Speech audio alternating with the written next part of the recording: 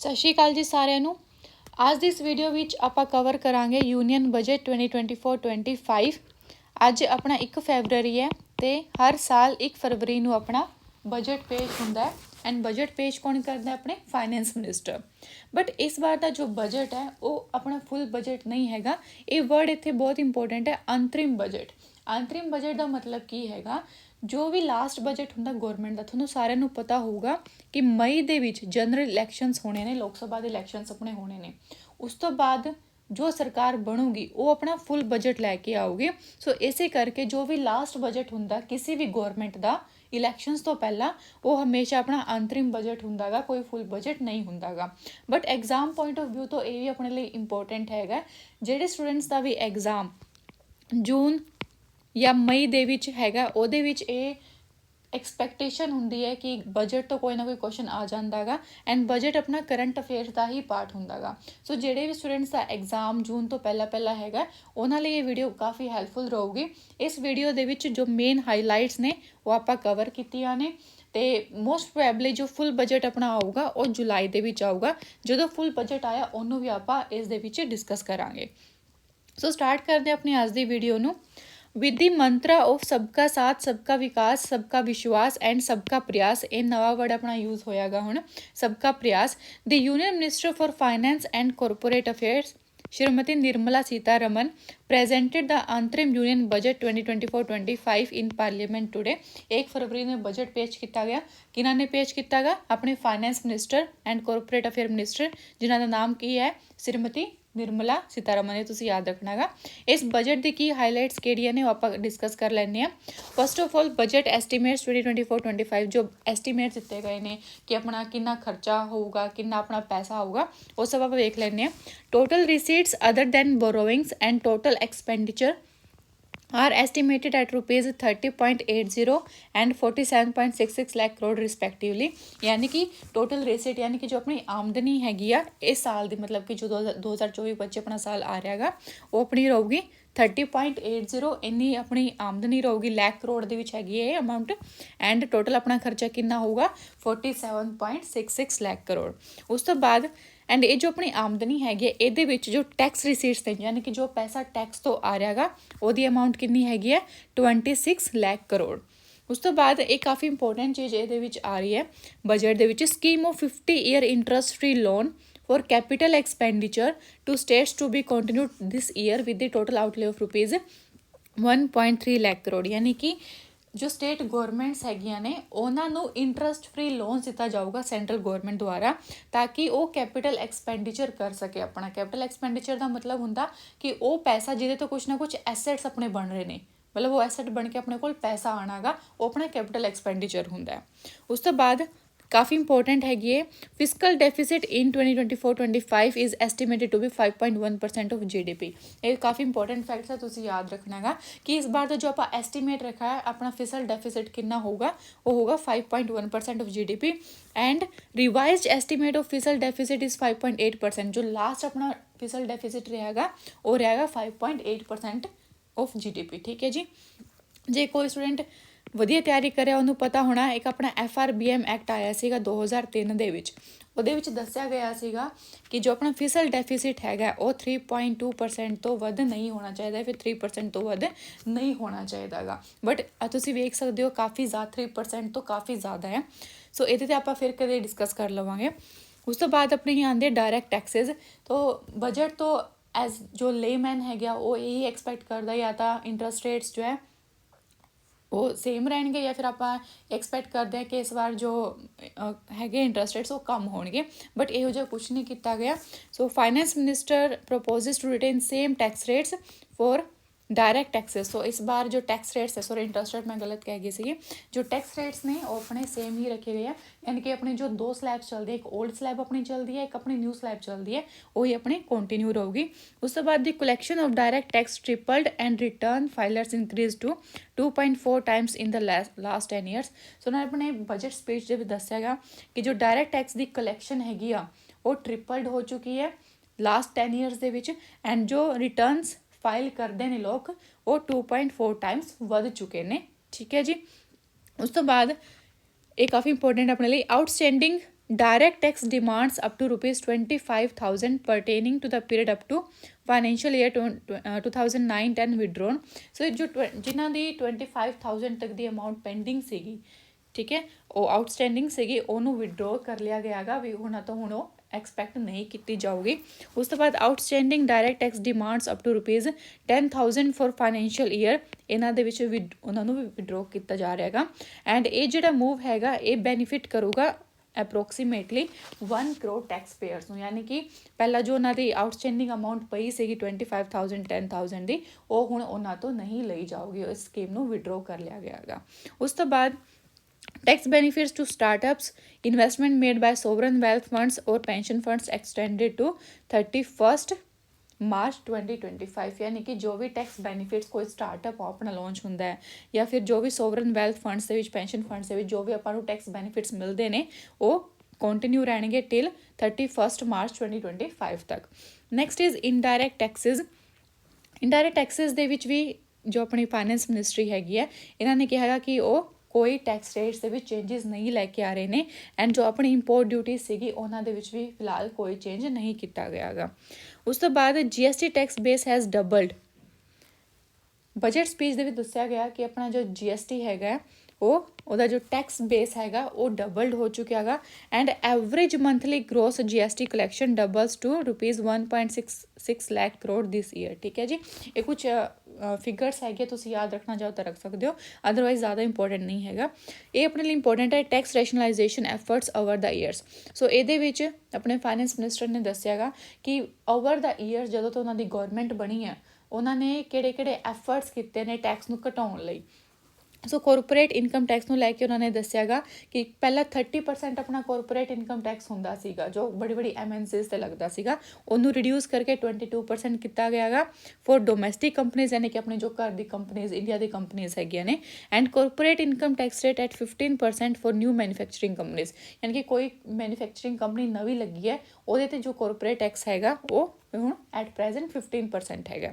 ਉਸ ਤੋਂ ਬਾਅਦ presumptive taxation threshold for professionals increase to rupees 75 lakh from rupees 50 lakh. ਇਹ ਵੀ ਆਪਣਾ ਕਾਫੀ ਇੰਪੋਰਟੈਂਟ ਹੈਗਾ। ਪਹਿਲਾਂ ਇਹ 50 ਲੱਖ ਸੀਗਾ। ਪ੍ਰੀਜ਼ੰਪਟਿਵ ਟੈਕਸੇਸ਼ਨ ਤੋਂ ਮਤਲਬ ਆਪਣਾ ਇਹ ਹੈਗਾ ਕਿ ਜਿਹਦੇ ਵਿੱਚ ਆਪਾਂ ਨੂੰ ਟੈਕਸ ਦਾ ਇੱਕ ਬੁੱਕ ਆਫ ਅਕਾਊਂਟ ਬਣਾਉਣਾ ਪੈਂਦਾ ਹੈ, ਉਹਨੂੰ ਆਡਿਟ ਕਰਨਾ ਪੈਂਦਾ, ਉਹ ਕਾਫੀ ਬਰਡਨ ਹੋ ਜਾਂਦਾ ਕਿਸੇ ਪ੍ਰੋਫੈਸ਼ਨਲਸ ਲਈ, ਜਾਂ ਫਿਰ ਕੋਈ ਵੀ ਕਿਸੇ ਦੀ ਸ਼ੋਪ ਹੈਗੀ ਉਹਦੇ ਲਈ ਕਾਫੀ ਬਰਡਨ ਹੁੰਦਾ ਗਾ। ਸੋ ਉਹਨੂੰ ਐਗਜ਼ੈਂਪਟ ਕੀਤਾ ਗਿਆ। ਸੋ ਪਹਿਲਾਂ ਜਿਨ੍ਹਾਂ ਦੀ ਇਨਕਮ 50 ਲੱਖ ਤੱਕ ਸੀ ਉਹਨੂੰ ਉਹ ਐਗਜ਼ੈਂਪਸ਼ਨ ਸੀਗੀ। ਹੁਣ ਜੋ ਜਿਨ੍ਹਾਂ ਦੀ ਇਨਕਮ 75 ਲੱਖ ਤੱਕ ਹੈਗੀ ਹੈ ਉਹਨਾਂ ਨੂੰ ਪ੍ਰੀਜ਼ੰਪਟਿਵ ਟੈਕਸੇਸ਼ਨ ਦੀ ਫੈਸਿਲਿਟੀ ਦਿੱਤੀ ਗਈ ਹੈ। ਉਸ ਤੋਂ ਬਾਅਦ presumptive taxation threshold for retail business is increase to rupees 3 crore from rupees 2 crore. Same ਚੀਜ਼ ਇਹਦੇ ਵਿੱਚ ਆਉਂਦੀ ਹੈ ਕਿ ਪਹਿਲਾਂ ਜਿਨ੍ਹਾਂ ਦੀ ਇਨਕਮ 2 ਕਰੋੜ, ਜਿਨ੍ਹਾਂ ਦਾ ਰੈਵਨਿਊ 2 ਕਰੋੜ ਸੀਗਾ ਉਹਨਾਂ ਨੂੰ ਛੂਟ ਦਿੱਤੀ ਗਈ ਸੀਗੀ। ਹੁਣ ਜਿਨ੍ਹਾਂ ਦਾ ਰੈਵਨਿਊ 3 ਕਰੋੜ ਤੱਕ ਦਾ ਹੈਗਾ ਉਹਨਾਂ ਨੂੰ ਪ੍ਰੀਜ਼ੰਪਟਿਵ ਟੈਕਸੇਸ਼ਨ ਦੀ ਫੈਸਿਲਿਟੀ ਦਿੱਤੀ ਗਈ ਹੈ, ਯਾਨੀ ਕਿ ਉਹਨਾਂ ਨੂੰ ਬਾਰ-ਬਾਰ ਜੋ ਬੁੱਕ ਆਫ ਅਕਾਊਂਟ ਰਿਕਾਰਡ ਕਰਨਾ ਪੈਂਦਾ ਜਾਂ ਫਿਰ ਉਹਦਾ ਆਡਿਟ ਕਰਾਉਣਾ ਪੈਂਦਾ ਉਹਦੀ ਲੋੜ ਨਹੀਂ ਪਊਗੀ। ਉਸ ਤੋਂ ਬਾਅਦ no tax liability for income up to rupees 7 lakh for up from 2.2 lakh in financial year 2013-14, ਯਾਨੀ ਕਿ 2013-14 ਦੇ ਵਿੱਚ ਜੋ ਟੈਕਸੇਬਲ ਇਨਕਮ ਸੀਗੀ ਉਹ 2.2 ਲੱਖ ਸੀਗੀ। ਇਸ ਤੋਂ ਘੱਟ ਤੋਂ ਟੈਕਸ ਨਹੀਂ ਲੱਗਦਾ ਸੀਗਾ, ਬਟ 2.2 ਲੱਖ ਤੋਂ ਜ਼ਿਆਦਾ ਜਿਨ੍ਹਾਂ ਦੀ ਇਨਕਮ ਸੀਗੀ ਉਸੇ ਟੈਕਸ ਲੱਗਦਾ ਸੀਗਾ, ਬਟ ਇਹਨੂੰ ਹੁਣ ਵਧਾ ਕੇ 7 ਲੱਖ ਕਰ ਦਿੱਤਾ ਗਿਆ। Next is social justice. ਇਹਦੇ ਵਿੱਚ ਜੋ ਆਪਣਾ ਬਜਟ ਆਇਆ ਗਾ ਮੇਨਲੀ 4 ਏਰੀਆ 'ਤੇ ਫੋਕਸ ਕੀਤਾ ਗਿਆ। ਉਹ 4 ਏਰੀਆ ਫਿਰ 4 ਗਰੁੱਪ ਕਿਹੜੇ ਨੇ? Poor people, women, youth and farmers 'ਤੇ ਜ਼ਿਆਦਾ ਫੋਕਸ ਕੀਤਾ ਗਿਆ ਗਾ। ਪਹਿਲਾਂ ਆਪਾਂ ਵੇਖ ਲੈਂਦੇ ਪੂਅਰਸ 'ਤੇ ਕਿਵੇਂ ਫੋਕਸ ਕੀਤਾ ਗਿਆ। ਇਹਦੇ ਵਿੱਚ ਗਰੀਬ ਕਲਿਆਣ ਦੇਸ਼ ਕਾ ਕਲਿਆਣ ਇੱਕ ਨਾਰਾ ਦਿੱਤਾ ਗਿਆ ਗਾ। ਇਹਦੇ ਵਿੱਚ ਦੱਸਿਆ ਗਿਆ ਕੁਛ ਨਵੀਂ ਚੀਜ਼ ਇੰਟਰੋਡਿਊਸ ਨਹੀਂ ਹੋਏਗੀ, ਬਟ ਜੋ ਆਲਰੇਡੀ ਚੱਲ ਰਹੀ ਸੀਗੀ ਆਪਣੀ ਸਕੀਮ ਕਰੋਨਾ ਟਾਈਮ ਤੋਂ ਜੋ ਚੱਲ ਰਹੀ ਸੀਗੀ ਉਸ ਤੋਂ ਪਹਿਲਾਂ ਜੋ ਚੱਲ ਰਹੀ ਸੀਗੀ ਉਹਦੇ ਵਿੱਚ ਹੀ ਫੈਕਟਸ ਐਂਡ ਫਿਗਰ ਦੱਸੇ ਗਏ ਨੇ ਕਿ ਅਸੀਂ ਗਰੀਬਾਂ ਲਈ ਇੰਨਾ ਕੀਤਾ, ਉਹ ਸਾਰੀ ਚੀਜ਼ਾਂ ਆਉਂਦੀਆਂ ਨੇ ਜੋ ਆਪਣੇ ਲਈ ਇੰਪੋਰਟੈਂਟ ਉਹ ਮੈਂ ਇੱਥੇ ਦੱਸ ਰਹੀ ਹਾਂ। First is PM ਸਵਾਨਿਧੀ। PM ਸਵਾਨਿਧੀ ਜੋ ਸਕੀਮ ਸੀਗੀ ਆਪਣੀ ਕਰੋਨਾ ਦੇ ਟਾਈਮ 'ਤੇ ਆਈ ਸੀਗੀ, ਐਂਡ ਕਿਹਨਾਂ ਲਈ ਸੀਗੀ? ਜੋ ਸਟਰੀਟ ਵੈਂਡਰਸ ਆਪਣੇ ਹੁੰਦੇ ਆ ਉਹਨਾਂ ਨੂੰ ਲੋਨ ਪ੍ਰੋਵਾਈਡ ਕਰਦੀ ਸੀਗੀ ਇਹ ਸਕੀਮ। ਸੋ ਇਹਦੇ ਵਿੱਚ ਦੱਸਿਆ ਗਿਆ ਕਿ ਜੋ ਇਹ ਜਿਹੜੀ ਸਕੀਮ ਹੈਗੀ ਹੈ ਇਹ ਹੁਣ ਤੱਕ 78 ਲੱਖ ਸਟਰੀਟ ਵੈਂਡਰਸ ਨੂੰ ਅਸਿਸਟ ਕਰ ਚੁੱਕੀ ਹੈ, ਉਹਨਾਂ ਨੂੰ ਲੋਨ ਦੇ ਚੁੱਕੀ ਹੈ। ਉਸ ਤੋਂ ਬਾਅਦ PM Janman Yojana, it is to aid the development of particularly vulnerable tribal groups. ਠੀਕ ਹੈ ਜੀ।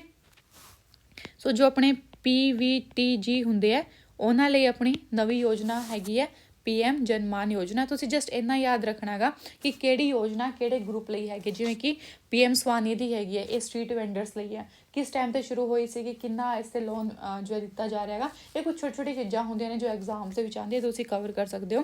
PM ਜਨ ਮਾਨ ਯੋਜਨਾ ਇਹ ਹੈਗੀ ਹੈ ਜੋ ਪਰਟੀਕੁਲਰਲੀ ਵਨਰੇਬਲ ਟ੍ਰਾਈਬਲ ਗਰੁੱਪਸ ਹੁੰਦੇ ਨੇ। ਉਸ ਤੋਂ ਬਾਅਦ PM Vishwakarma Yojana provides end to end support to artisans and crafts people engage in 18 trades, ਯਾਨੀ ਕਿ ਜੋ ਵੀ ਆਰਟਿਸਟ ਆਪਣੇ ਹੈਗੇ ਨੇ ਜੋ 18 ਟ੍ਰੇਡਸ ਦੇ ਵਿੱਚ ਇਨਵੋਲਡ ਹੈਗੇ ਨੇ ਉਹਨਾਂ ਨੂੰ ਅਸਿਸਟ ਕਰਦੀ ਹੈ PM ਵਿਸ਼ਵਕਰਮਾ ਯੋਜਨਾ। ਠੀਕ ਹੈ ਜੀ। ਉਸ ਤੋਂ ਬਾਅਦ ਵੈਲਫੇਅਰ ਆਫ ਫਾਰਮਰਸ, ਫਾਰਮਰ ਦਾ ਕਿਵੇਂ ਵੈਲਫੇਅਰ ਕੀਤਾ ਗਿਆ। ਇੱਕ ਆਪਣੀ ਸਕੀਮ ਆਈ ਸੀਗੀ PM ਕਿਸਾਨ सम्मान ਯੋਜਨਾ। ਇਹਦੇ ਵਿੱਚ ਪੂਰੇ ਸਾਲ ਦੇ 1 ਸਾਲ ਦੇ 6000 ਰੁਪੀਜ਼ ਦੇਣ ਦੀ ਗੱਲ ਕੀਤੀ ਗਈ ਸੀਗੀ 1 ਸਾਲ ਦੇ ਵਿੱਚ, ਯਾਨੀ ਕਿ 3 ਇੰਸਟਾਲਮੈਂਟਸ ਹੋਣੀਆਂ 2-2000 ਦੀ। 2-2000 3 ਇੰਸਟਾਲਮੈਂਟਸ ਜੋ ਹੈ ਉਹ ਫਾਰਮਰਸ ਨੂੰ ਦਿੱਤੀ ਜਾਂਦੀ ਹੈ। ਐਂਡ ਇਹਦੇ ਵਿੱਚ ਦੱਸਿਆ ਗਿਆ ਕਿ ਹੁਣ ਤੱਕ ਉਹ 11.8 ਕਰੋੜ ਫਾਰਮਰਸ ਨੂੰ ਬੈਨੀਫਿਟ ਕਰ ਚੁੱਕੇ ਨੇ। And under PM Fasal Bima Yojana 4 crore farmers are benefited so far. ਠੀਕ ਹੈ ਜੀ, ਹੁਣ ਤੱਕ 4 ਕਰੋੜ ਫਾਰਮਰਸ ਨੂੰ ਬੈਨੀਫਿਟ ਮਿਲਿਆਗਾ PM ਫਸਲ ਬੀਮਾ ਯੋਜਨਾ ਦਾ। ਸੋ ਤੁਸੀਂ ਵੇਖ ਰਹੇ ਹੋ ਕੋਈ ਨਵੀਂ ਚੀਜ਼ ਇੰਟਰੋਡਿਊਸ ਨਹੀਂ ਕੀਤੀ ਗਈ, ਜੋ ਚੀਜ਼ਾਂ ਚੱਲ ਰਹੀਆਂ ਨੇ ਉਹਨਾਂ ਤੋਂ ਹੀ ਬਸ ਇੱਕ ਫੈਕਟਸ ਐਂਡ ਫਿਗਰ ਦੱਸੇ ਗਏ ਕਿ ਅਸੀਂ ਇੰਨਾ ਕਰ ਚੁੱਕੇ ਹਾਂ, ਅਸੀਂ ਇੰਨਾ ਕਰ ਚੁੱਕੇ ਹਾਂ, ਇੰਨੇ ਪੀਪਲ ਜੋ ਹੈ ਇਸ ਸਕੀਮ ਤੋਂ ਬੈਨੀਫਿਟ ਹੋਏ ਨੇ। ਉਸ ਤੋਂ ਬਾਅਦ ਨੈਕਸਟ ਆਉਂਦਾ ਹੈ momentum for Nari Shakti women's ਲਈ ਕੀਤਾ ਗਿਆ 30 crore Mudra Yojana loans given to women entrepreneurs, ਯਾਨੀ ਕਿ ਜੋ ਵੂਮਨ ਬਿਜ਼ਨਸ ਦੇ ਵਿੱਚ ਹੈਗੀਆਂ ਨੇ ਉਹਨਾਂ ਨੂੰ 30 ਕਰੋੜ ਵੂਮਨਸ ਨੂੰ ਮੁਦਰਾ ਲੋਨਸ ਦਿੱਤੇ ਗਏ ਨੇ, ਜੋ ਕਿ ਛੋਟੇ ਲੋਨਸ ਹੁੰਦੇ ਆ, ਉਹ ਪ੍ਰੋਵਾਈਡ ਕੀਤੇ ਗਏ ਨੇ। ਉਸ ਤੋਂ ਬਾਅਦ ਜੋ ਫੀਮੇਲ ਦੀ ਐਨਰੋਲਮੈਂਟ ਹੈਗੀ ਹੈ ਹਾਇਰ ਐਜੂਕੇਸ਼ਨ ਦੇ ਵਿੱਚ ਉਹ 28% ਵਧ ਗਈ ਹੈ। Next is our 70% houses under the PM Awas Yojana given to women from rural areas। ठीक है जी, PM आवास योजना ਇਹ ਸਕੀਮ ਆਪਣੀ ਚੱਲ ਰਹੀ ਸੀਗੀ, ਐਟ ਪ੍ਰੈਜ਼ੈਂਟ ਨਹੀਂ ਚੱਲ ਰਹੇਗੀ ਬਟ ਉਮੀਦ ਹੈ ਕਿ ਦੁਬਾਰਾ ਇਹ ਸਕੀਮ ਆਊਗੀ। ਸੋ ਇਹਦੇ ਵਿੱਚ ਜੋ 70% ਹਾਊਸਿਸ ਆ ਵੂਮਨਸ ਦੇ ਨਾਮ 'ਤੇ ਦਿੱਤੇ ਗਏ ਨੇ ਰੂਰਲ ਏਰੀਆਜ਼ ਦੇ ਵਿੱਚ। Next is in STEM courses. STEM the full form ਹੈਗੀ ਸਾਇੰਸ ਟੈਕਨੋਲੋਜੀ, E ਤੋਂ ਇੰਜੀਨੀਅਰਿੰਗ ਐਂਡ M ਤੋਂ ਮੈਥਮੈਟਿਕਸ। ਸੋ ਇਹ ਕੋਰਸਿਸ ਦੇ ਵਿੱਚ ਜੋ ਵਿਮਨਸ ਦੀ ਐਨਰੋਲਮੈਂਟ ਹੈ ਦੈਟ ਇਜ਼ ਅਰਾਊਂਡ 43%। ਪਹਿਲਾਂ ਜਨਰਲੀ ਇਹ ਕੰਸੀਡਰ ਕੀਤਾ ਜਾਂਦਾ ਸੀਗਾ ਕਿ ਜੋ ਵਿਮਨਸ ਹੈਗੀਆਂ ਉਹ ਆਰਟਸ ਐਂਡ ਕਾਮਰਸ ਸਾਈਡ ਜ਼ਿਆਦਾ ਜਾਂਦੀਆਂ ਨੇ, ਸਾਇੰਸ ਸਾਈਡ ਜਾਂ ਟੈਕਨੋਲੋਜੀ ਸਾਈਡ ਉਹਨਾਂ ਦਾ ਜੋ ਯੋਗਦਾਨ ਸੀਗਾ ਉਹ ਘੱਟ ਸੀਗਾ। ਬਟ ਇਹਨਾਂ ਦੀ ਜੋ ਵਿਮਨਸ ਦੀ ਕੰਟਰੀਬਿਊਸ਼ਨ ਹੈ towards this science technology engineering mathematics of 43% ਹੋ ਗਏ, ਜੋ ਕਿ one of the highest in the world ਹੈਗੀ ਆ। ਸੋ ਇਹ ਕੁਝ ਫੈਕਟਸ ਨੇ ਤੁਸੀਂ ਯਾਦ ਰੱਖਣੇ ਆ। Next is rooftop solarization. ਇਹ ਆਪਣਾ ਰੀਨਿਊਏਬਲ ਐਨਰਜੀ ਨੂੰ ਪ੍ਰਮੋਟ ਕਰਨ ਲਈ ਇੱਕ ਵਧੀਆ ਸਟੈਪ ਮੈਂ ਮੰਨਦੀ ਹਾਂ। ਇਹਦੇ ਵਿੱਚ ਕੀ ਹੈਗਾ ਕਿ 1 crore household to obtain 300 units of free electricity every month through rooftop solarization. Rooftop solarization ਦਾ ਮਤਲਬ ਤੁਸੀਂ ਸਮਝਦੇ ਹੋ ਜੋ ਆਪਣੇ ਛੱਤਾਂ 'ਤੇ ਜੋ ਸੋਲਰ ਪੈਨਲਸ ਲਾ ਕੇ ਜੋ ਸੂਰਜ ਊਰਜਾ ਉਹ ਕਰਦੇ ਆ, ਉਹ ਆਪਣਾ ਰੂਫਟੌਪ ਸੋਲਰਾਈਜੇਸ਼ਨ ਹੁੰਦਾ ਗਾ। ਇਹਦੇ ਵਿੱਚ 1 ਕਰੋੜ ਹਾਊਸ ਹੋਲਡਸ ਨੂੰ 300 ਯੂਨਿਟ ਫ੍ਰੀ ਇਲੈਕਟ੍ਰੀਸਿਟੀ ਪ੍ਰੋਵਾਈਡ ਕੀਤੀ ਜਾਊਗੀ ਹਰੇਕ ਮੰਥ, ਜੋ ਕਿ ਇਹ ਮੰਨਿਆ ਜਾ ਰਿਹਾ ਕਿ 15,000 to 18,000 ਐਨੂਅਲੀ ਸੇਵ ਕਰੂਗੀ, ਯਾਨੀ ਕਿ ਸਾਲ ਦਾ ਇੱਕ ਘਰ ਦਾ ਇਹ 15,000 ਤੋਂ 18,000 ਰੁਪਏ ਬਿਜਲੀ ਦਾ ਖਰਚਾ ਸੇਵ ਕਰੂਗੀ। Next is Ayushman Bharat. ਇਹ ਹੈਲਥ ਕੇਅਰ ਤੋਂ ਰਿਲੇਟਿਡ ਸਕੀਮ ਹੈਗੀ ਸੀਗੀ ਆਪਣੀ। Health care cover under Ayushman Bharat scheme to be extended to all ASHA workers, anganwadi workers and helpers, ਯਾਨੀ ਕਿ ਆਪਣੀ ਜੋ ਸਕੀਮ ਸੀਗੀ ਇਹਨੂੰ ਐਕਸਟੈਂਡ ਕੀਤਾ ਗਿਆ ASHA workers, anganwadi workers and helpers ਨੂੰ ਵੀ।